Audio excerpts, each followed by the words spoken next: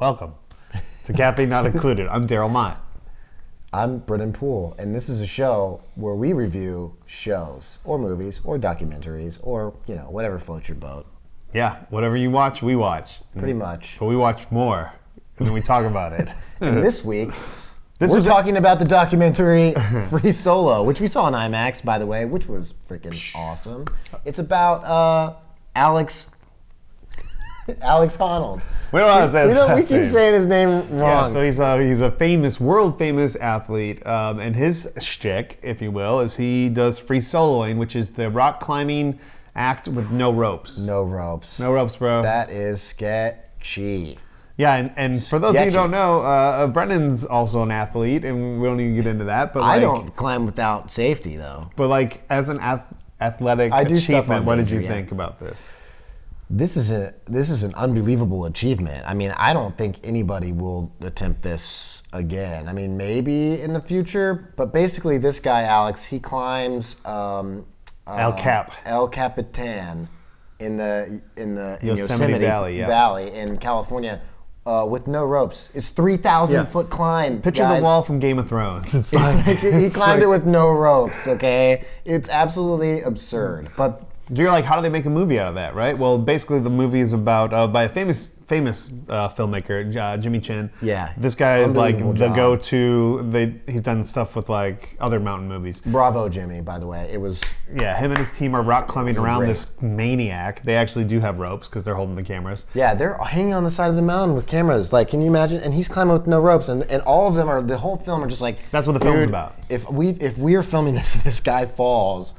We're gonna have like the most craziest thing on camera. It's like, how do you? They almost didn't feel good about filming it because they're like, yes, this is a monumental achievement and we need to film it. But at the same time, it's like, man, this also could go so wrong so fast. There's drones flying around. There's guys. There's birds. They ended up having to film it where he didn't really know they were filming it at the start, right? Yeah, because they didn't want him to make a decision. They didn't want to make him feel uncomfortable too while he was climbing. So I'd say the movie's about three things. It's about the feat itself, like will he do it, when will he do it, how will he get himself hyped up to do this? How is he training? His training. Like they talk about his diet, how he climbs, his mental preparedness. Yeah, he has other climbers as well helping him to do this who are he's so in his head that I'm doing this that other climbers really wanted to make sure he was prepared because no one wants to see anybody get injured or killed. And it's never been done. Never been done before, which makes it scary. And then the other thing the movie's about, though, is his relationship with his girlfriend. Relationship with Sonny? Yeah. Sanny. Sanny. I'm Sonny. Sanny. His girlfriend. Anyways, his girlfriend, and man, what can you imagine being in a relationship with somebody who literally just climbs 3,000 foot walls without ropes? I mean, any day. I mean, that could be the day. So there's that whole dynamic. That whole dynamic is interesting. You really get a look into their relationship. They're both pretty open about their feelings and how things are transpired. You actually almost see them over this period of this documentary, like falling in love, which was cool. Yeah. So it's that. So it's about the achievement itself, his relationship with his girlfriend, and really about his relationship with himself and overcoming this crazy idea and achievement. And so you should definitely check this movie out. Here's why you should watch Free Solo. Well, for starters, unbelievable. You liked it, yeah? Yeah, I loved it. It was an unbelievable, the shots that they captured while filming this documentary. Not only are they beautiful, but just remarkable. I don't even know how they began to put themselves in a position to capture some of the shots that they shot, but also just how real it seemed. I've never seen a documentary, and I'm sure there are some out there, but where you're actually feeling the raw emotions of the people filming the documentary, the camera crews. Yeah, because they're usually not part of the movie. They're really not part of the movie, but that part of them trying to film this is really a part of the story.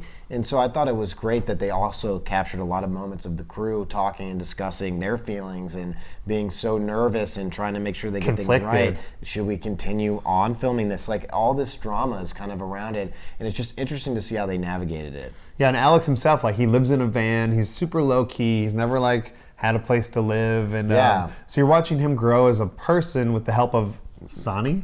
Yeah. Sonny? His girlfriend really is like instrumental in helping him like develop as a human because he's got the athletic athlete he thing just, down. He just wants to climb. That's all he wants to do is climb mountains. And so basically, I just his felt girlfriend, like climbing. Yeah, today I know. It's kind of like that. He's just he's gonna climb. And he lives in a van. I mean, it's a decked out van. It's got a bed and a kitchen and stuff in it. But I mean, still, he doesn't have like a home. And so she kind of helps him. You know, through the film, you can see him. He's gonna put roots down and get a home and like that kind of processes. And it's like them going to the store and buying a fridge. Well, he doesn't. Yeah, it's interesting. It's pretty cool. Here's why you shouldn't watch it. If you have a fear of heights, for starters. Yeah. And I thought you kind of do a little bit. Yeah, I don't like if I was standing on the cliff and looking down, I get the vertigo feeling like, whoa, man, I don't know if I really want to be up here. That kind of scares me a little bit. But I guess since I was in the comforts of seeing this in an IMAX theater, there are still some scenes over your stomach. You're just like, oh my gosh, man, because I mean he's hanging there with no ropes and he's got his hands jammed in cracks and his feet crisscrossed and he's holding himself in the mountain, and I'm just... Dude's gnarly. It's gnarly. It's absolutely insane. But, so I think really if you're a little bit afraid of those heights, maybe stay away. Did you think it like dragged on, or like did you like the pacing of the movie? I thought it was like a little bit long because I really wanted to see him climb that sucker. Get to the mountain, Alex. I'm like, I want to see him climb that thing. Yeah. I mean, I don't really have a reason not to watch it. I thought it was enjoyable. I found it... I like going to the movie and feeling something. I'm sitting there feeling emotion where I'm like... I was hooked the whole time. I was wanted to hold on to the seat in front of me. I'm like, what's going to happen? You know, and even if you know the ending, because obviously they're not going to make a documentary about a dude that falls to his death, because that would suck. Absolutely. You still don't understand, like, what's going to maybe go wrong, or is this the day? Like, you never, while you're watching, you never know if this time is the time. It's time that he's going to actually climb it, because he does. Okay, so we'll jump into spoilers. If you guys are going to check out this documentary, which we both advise you check it out. Go see it. Go see it. Make sure you like, subscribe to our channel. Also, it's winning a lot of awards right now, so if it happens to still be in theaters or comes back to theaters, go see it in a movie theater. The IMAX experience is remarkable. Yeah, subscribe to our channel, leave some comments, give us a suggestion what else to review, and that's all I got. Yeah. All right, let's jump into the spoilers right now. Boom. He doesn't die. He makes the climb. That's all I got for a spoiler. Yeah, I mean that. But I wanted to also talk about, because people may want to know figure out on their own. You know, he does this climb 100 times with ropes or more before he does it, and he has these notebooks, and he has every step. And a cool scene to me when he was talking about, he's like right foot over on the little cliff, barely toes on, fingertips on this part of it, and it's like written down, and it's like his voice narrating kind of the climb. What's going on in his head? What's going on in his head, and he has every single thing written out to a T, his next move, and I thought that was. By the way, he falls like a bunch of times in the movie, which with is, the ropes. He falls, and he gets injured a couple times. Remember, he blames his girlfriend for all his injuries right before he's about to do this massive climb. He's a little strange, man. He's like kind of like a little disconnected from that human emotion of like connection. Yeah, that was. But I found that interesting too. Well, I think that's what makes this story it's what makes him him. You know what I mean? And so.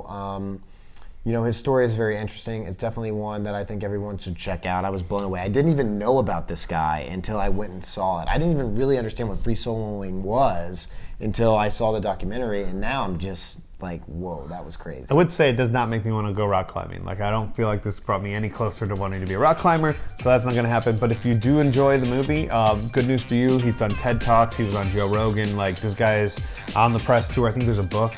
So it's just some cool stuff to see. Yeah, absolutely. Well, I think that's it for us. That's it, guys. Thanks. Yeah.